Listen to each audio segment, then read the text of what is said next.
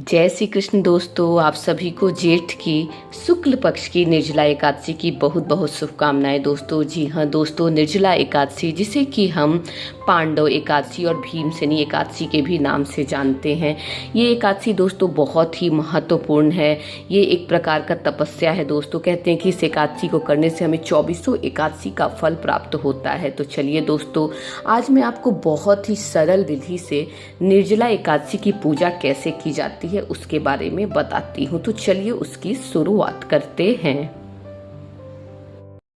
तो सबसे पहले हम क्या करेंगे, यहाँ पर एक पाटा बिछा लेंगे जिसपे कि हम पीले रंग का कपड़ा बिछा लेंगे। दोस्तों मैं आपको बता दूं कि भगवान श्री हरि विष्णु को पीला रंग अत्यधिक पसंद है दोस्तों। तो कोशिश करिए कि उनके पूजा में पीला रंग ही आप यूज़ करें। अगर आपके पास नहीं है या फिर वो गंदा हो गया तो ऐसे में आप कोई भी रंग यूज़ कर सकते हैं। बस आप डार्क कलर लाइक ब्लैक और डार्क ब्लू कलर यूज़ नहीं किया कीजिए। उसके बाद दोस्तों क्या करिए कि इसको गंगा जल से पवित्र कर लीजिए। आप चाहें तो चौक भी पूछ सकते हैं, आप चाहें तो नीचे गोबर से, आप गाय के गोबर से थोड़ा सा लीप भी सकते हैं जिससे कि बहुत शुद्धता आ जाती है। उसके बाद दोस्तों आपको क्या करना है, इस प्रकार से आपको यहाँ पर पुष्प लेना है। पुष्प का मैं यहाँ पर आसन दे दूंगी दोस्तों। यहाँ पर आपको आसन दे देना है। यहाँ मैं आपको आसन के बारे में दोस्तों बता दूं कि आसन जो होता है आप अनाज का भी दे सकते हैं या फिर आप अनाज का या किसी भी अनाज का आप आसन दे सकते हैं। लेकिन दोस्तों मैं आपको बता दूं कि मैं ज़्यादातर यहाँ पर पुष्प का ही आसन देती हूँ, क्योंकि मुझे अच्छा नहीं लगता है कि जो अनाज है वो आपका थोड़ा सा बर्बाद हो, इसलिए मैं यहाँ पे पुष्प का ही आसन दे देती हूँ। और इस प्रकार से दोस्तों यहाँ पे मैंने भगवान श्री विष्णु के फोटो को विराजित कर दिया है और माता लक्ष्मी के साथ विराजित किया है दोस्तों। और यहाँ पर मैं आपका दिखा रही हूँ दीपक मैं यहाँ पे विराजित कर रही हूँ। दीपक जो होता है ये पूरे पूजा का साक्षी होता है, इसलिए हमें दीपक को पूजा करने से पहले विराजित कर देना चाहिए। और यहाँ पर मैं कलश की स्थापना कर रही हूँ। यहाँ पर मैंने कलश में जल भर करके इसमें तुलसी का पत्ता डाल दिया है। तो इस प्रकार से यहाँ पर जब आप चाहें तो दोस्तों यहाँ पर गणेश भगवान को भी उनकी प्रतिमा या उनका जो विग्रह या फोटो जो भी हो आप विराजित कर सकते हैं। नहीं अगर तो आप चाहें तो कसैली जो होता है चावल की ढेरी लगा के कसैली के से भी उनकी स्थापना कर सकते हैं। लेकिन हम यहाँ पर गणेश भगवान का स्मरण मात्र से पूजा की शुरुआत करेंगे। तो इस प्रकार से हम भगवान श्री गणेश का स्मरण कर लिए हैं दोस्तों। अब हम पूजा की शुरुआत करेंगे। यहाँ पर दोस्तों मैं आपको बता दूं कि यहाँ पे चरणामृत भी मैं रख रही हूँ तुलसी पत्र डाल करके। तो चलिए अब हम अपनी पूजा की शुरुआत करते हैं। तो इस प्रकार से पुष्प को अपने हाथों में लेकर के हम बोलेंगे कि हे भगवान श्री हरि विष्णु, मैं आपकी निर्जला एकादशी की पूजा कर रही हूँ। कृपया मेरे इस कठिन तपस्या को आप सफलता प्रदान करिए, मेरी मनोरथ को पूर्ण करिए। इस प्रकार से कह के दोस्तों ये जो पूजा में जो आपने फूल अभी यूज़ किया संकल्प के लिए, भगवान श्री हरि के चरणों में आप इस प्रकार से समर्पित कर देंगे। उसके बाद दोस्तों आपको क्या करना है, यहाँ पर भगवान को सांकेतिक स्नान करवाना है। इस प्रकार से सांकेतिक स्नान करवाना है। अगर दोस्तों आपके पास श्री विग्रह है तो आप भगवान को पूर्ण स्नान भी करवा सकते हैं। चूँकि मेरे पास यहाँ पर छवि है इसलिए मैं भगवान को यहाँ पर सांकेतिक स्नान करवा रही हूँ। उसके बाद दोस्तों आपको क्या करना है, भगवान को स्नान हो गया है उसके बाद आपको भगवान को वस्त्र समर्पित करना है। यहाँ दोस्तों मैं आपको बता दूँ कि मैंने वस्त्र में यहाँ पर इत्र भी डाल दिया है। तो इस प्रकार से इत्र डाल दिए हैं दोस्तों। उसके बाद हमने भगवान को वस्त्र भी समर्पित कर दिया है। उसके बाद इस प्रकार से दोस्तों आप जनेऊ भगवान को समर्पित कर दीजिए। यहाँ मैं आपको जनेऊ के बारे में बता दूं दोस्तों कि आप चाहें तो जनेऊ को रंग भी सकते हैं, हल्दी से रंग देंगे तो ये अति उत्तम होगा। तो यहाँ पर हम भगवान को जनेऊ समर्पित कर देंगे। उसके बाद दोस्तों आपको क्या करना है कि भगवान को तिलक लगाना है। तिलक जो होगा दोस्तों ये ग्रीष्मकालीन ऋतु एकादशी है, निर्जला एकादशी जो होती है ये जेठ की शुक्ल पक्ष की एकादशी होती है। अत्यधिक इसमें गर्मी होता है दोस्तों। तो भगवान को जब भी आप तिलक लगाइए तो उसमें चंदन का प्रयोग करिए। तो चंदन और हल्दी का प्रयोग करेंगे।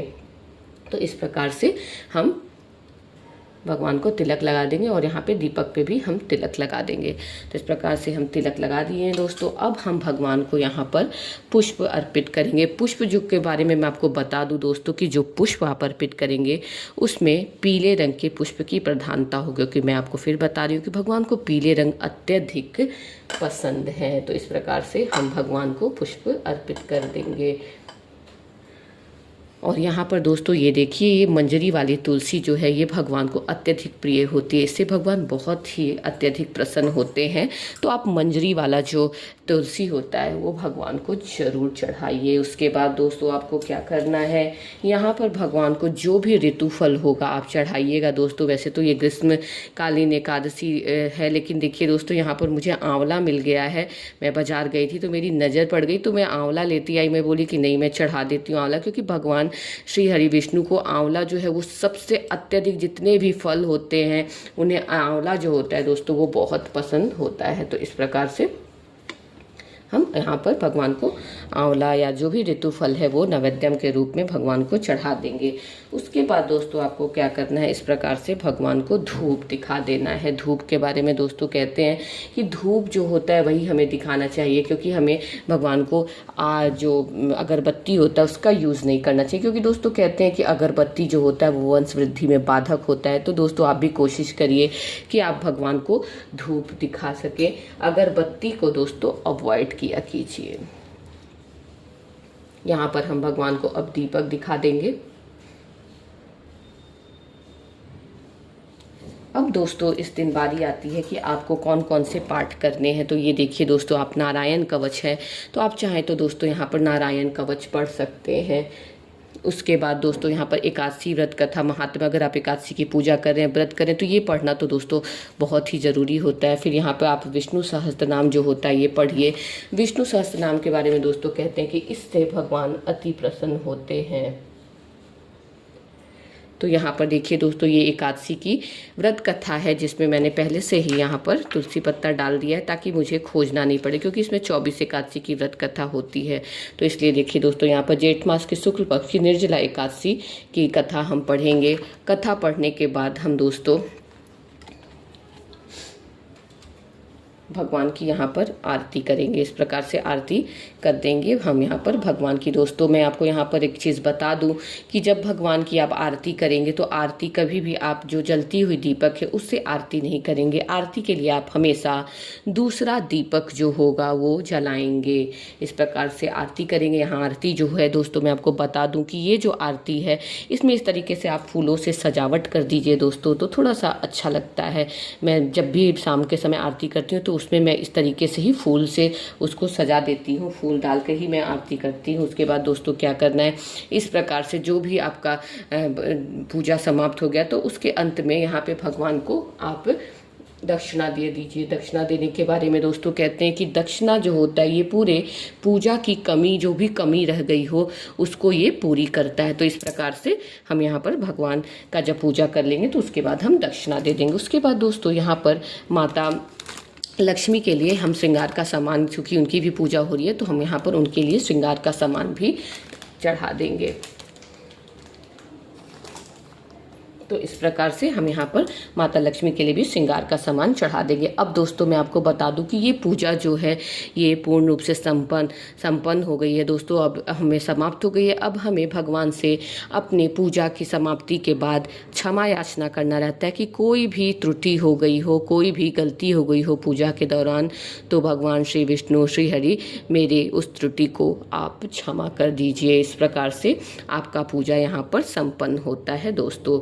अभी मैं आपको बता दूं दोस्तों कि पूजा संपन्न होने के बाद आपको क्या करना है कि ये जो आपका प्रसाद है दोस्तों ये आप घर में सबको वितरण कर दीजिए। उसके बाद दोस्तों आपको क्या करना है, वो जो आपने दक्षिणा चढ़ाया है वो आप मंदिर में पंडित जी को दे सकते हैं या फिर किसी भी ज़रूरतमंद को आप वो दक्षिणा दे सकते हैं। जनेऊ जो है वो दोस्तों ये भी आप पंडित जी को दान कर सकते हैं या फिर घर में कोई है तो वो यूज़ भी कर सकता है। उसके बाद दोस्तों जो माता को आपने श्रृंगार का सामान चढ़ाया है वो भी आप जाकर के मंदिर में दान कर सकते हैं, पंडित जी को आप दान कर दीजिएगा। तो इस प्रकार से यहाँ पर मैंने आपको बता दिया दोस्तों कि पूजा के बाद इन सब चीज़ों का क्या होगा। और ये जो पाटा है दोस्तों, ये पाटा जो है ये आपका अगले दिन ही उठेगा, उस दिन आपको इसको यथावत ऐसे ही रख देना है। तो इस प्रकार से दोस्तों अगर आपको मेरा वीडियो जरा भी पसंद आया हो, जरा भी हेल्पफुल लगा हो दोस्तों, तो प्लीज़ मेरे चैनल को लाइक करिए, सब्सक्राइब करिए ताकि मेरा उत्साह बढ़े और मैं आगे भी इसी प्रकार से अच्छी अच्छी वीडियो बना सकूँ। जय श्री कृष्ण दोस्तों, आप सभी को एक बार फिर से निर्जला एकादशी की बहुत बहुत शुभकामनाएं।